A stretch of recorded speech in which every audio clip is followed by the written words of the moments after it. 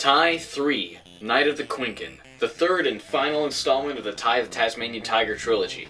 This game came out in 2005, only 1 year after Tai 2. This is the one of the franchise that I've actually never played before. I always wanted to play it as a kid, but for some reason or another I just never picked it up. So is this the grand conclusion to the Tai trilogy, or is it just poop? Let's find out.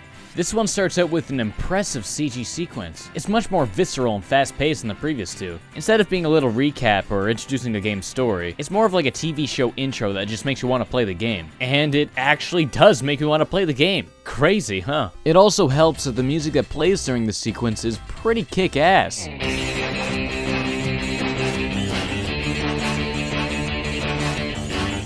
I always said that only the chill tracks in the franchise were the ones worth listening to, and the other ones were laughably bad, but this one is actually pretty damn good.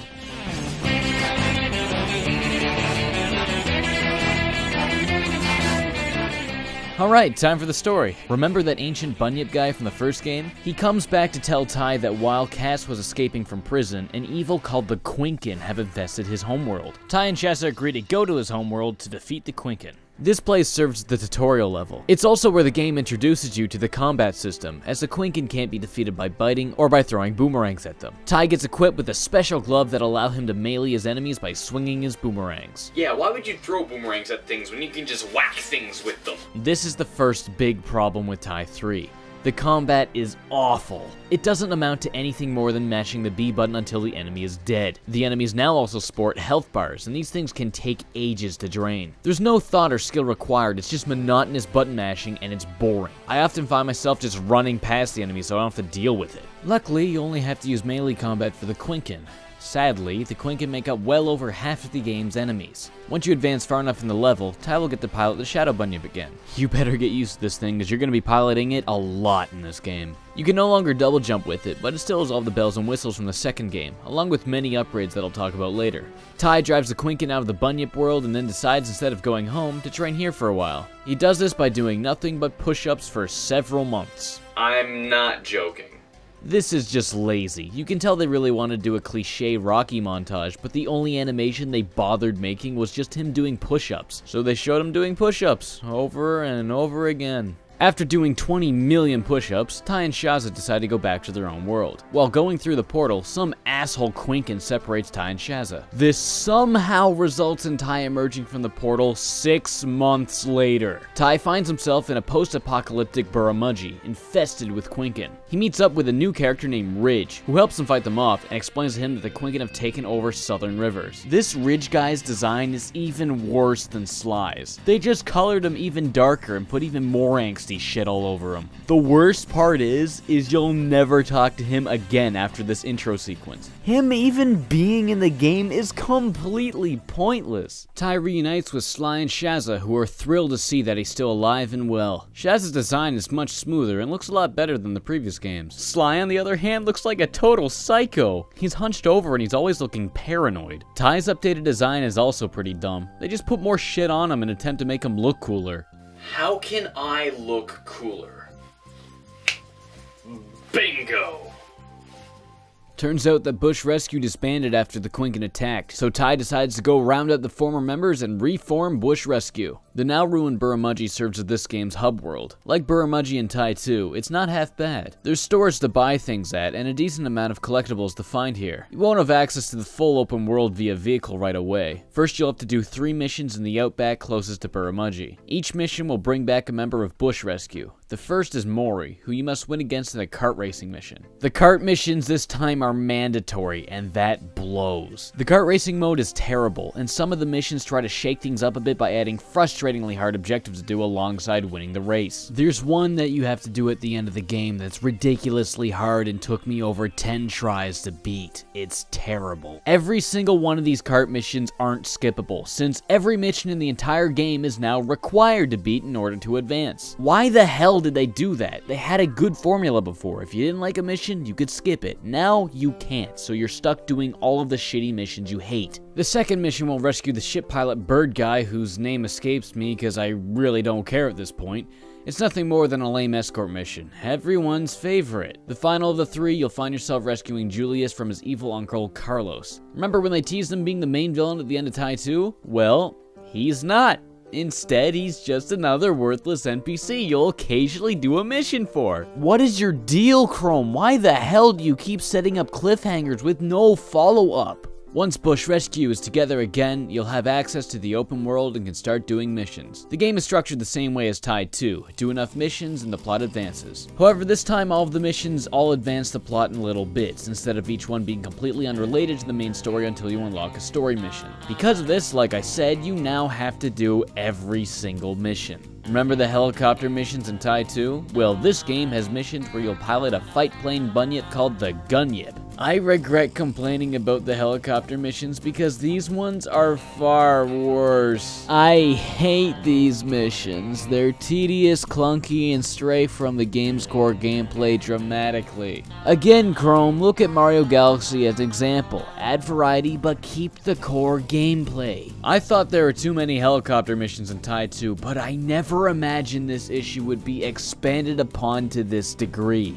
There are so many Gunyip missions, it's ridiculous. I can easily say that half of the missions in the entire game are cart and Gunyip missions. So that means that already half of the entire game is terrible. Well, now that that's out of the way, let's see if they fix the driving. You know, how I said the car was too slow and the mud really ruined it? Well, instead of driving Shaz's truck, you'll drive a robotic crab bunyip called Crabmersible. Driving this thing is fun! You go much faster than Shaz's truck, regardless of it being down or uphill. The thing also fires missiles, and there's enemies everywhere. Look at this, it's pandemonium. Everything is blowing up, this is awesome. The thing can also jump. So those muddy areas, just fucking jump over them. Woo! I can't even begin to tell you how great these driving segments are. I can't believe they improved one aspect of the game so greatly, yet ruined another so badly. You'll find yourself back in the Shadow Bunyip quite often. There are missions where you'll navigate open stages in the Bunyip, with different objectives for each time playing. What is this Lost Planet malarkey? This doesn't even look like Earth, let alone Australia. Some missions will require the Shadow Bunyip to have certain upgrades. Like Tide 2 with the Bunyip licenses, you'll have to buy them before doing the mission. But, right beside every single Bunyip mission, you'll find Naomi's shop where you can buy all of said upgrades. Yet another thing they fixed, not having to run all the way back when you don't have a mission-required piece of equipment. Great on you, Chrome. Too bad you ruined the rest of the game. Sometimes you'll do these missions piloting the Thermo Bunyip, which has had its fair share of upgrades since the last game. It's now sporting grappling hooks, flamethrowers, and even more. These Bunyip missions aren't half bad. They're definitely better than the cart and Gunyip missions, that's for sure. If they replaced all of those missions with these ones, the game might just not be terrible. Finally, there's the standard missions in which you'll control Ty and his lonesome. Ty controls identically to how he did in Tide 2, rangs and all. This game's biggest new feature is the customizable boomerangs. You'll no longer have the Frosty Rang, Flamerang, Lasherlang, etc. Instead, you'll get bodies that you can put elemental crystals into. For example, there's a Lasherang body, which is just a Lasherang.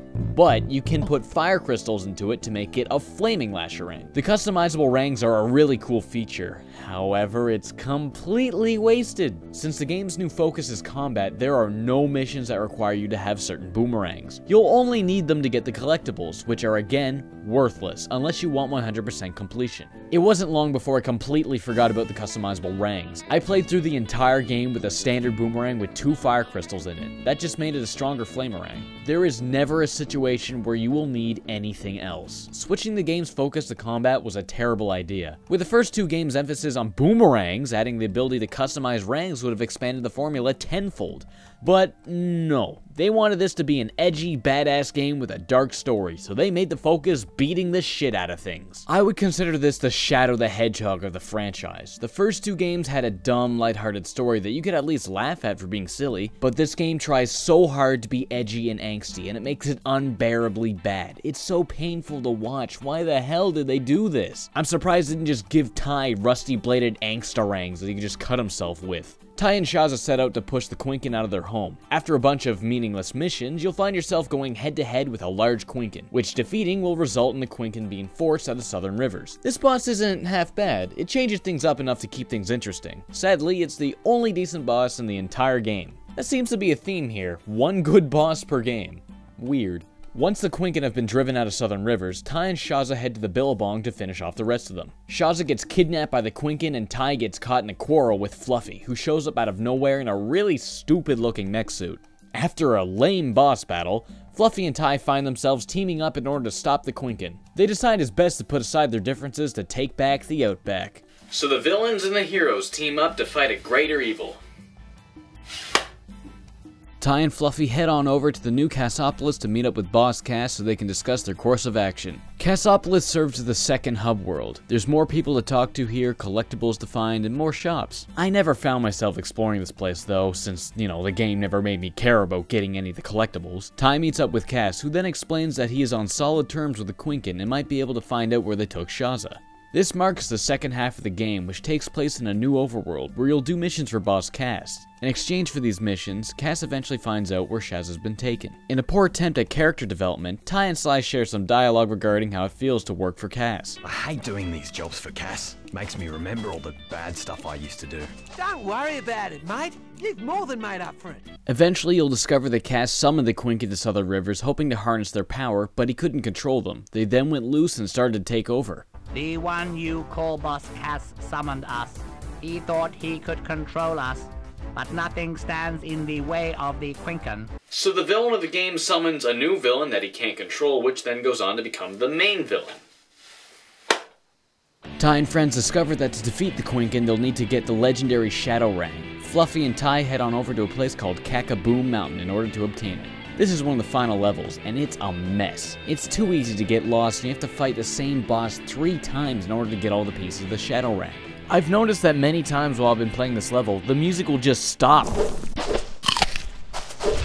Great programming, Chrome! Once Ty gets the Shadowrang, rocks fall on him, causing him to drop all the Shadow Stones that came with it. Now he has to do a bunch of random missions to get them all back. Padding, you gotta love it. Once Ty gets all the stones back, he's ready for the final showdown. The last level is abysmal. You start out with a Gunyip segment, which is frustratingly hard and annoying. It's then followed by possibly the laziest level I've ever seen in my life. It's literally a straight hallway filled with enemies. I didn't even fight any of them, I just ran right by till it got to the end. And I thought Ty 1 had an underwhelming final level. This one makes it look like the conclusion to Skyfall. The final boss is the Quinkan. Yeah, they just added a G on the end of Quinkan. He's this stupid alien-looking version of Ty. The battle itself is beyond forgettable. There's no real strategy, just hit him until he falls over. Of course, like all edgy badass final bosses, he's got a second form, which is equally as lame.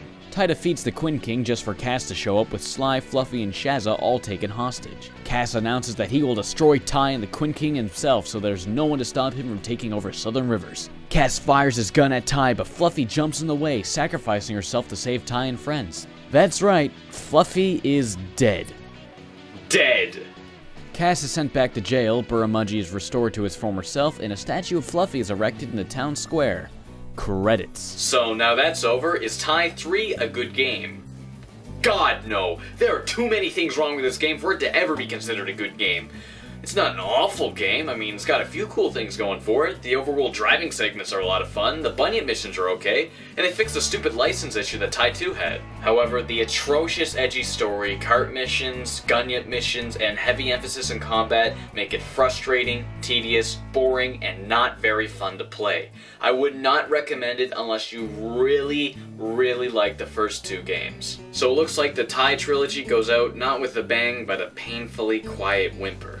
But it wasn't the last Ty game they ever made. Just last year in 2013, they made a 2D remake of the first Ty game for Windows 8 and Xbox Live. I would talk about that game, but I'm getting really sick of looking at this guy. Playing these 3 games all in order really made me realize that they ripped a lot of shit out of early 3D Sonic games.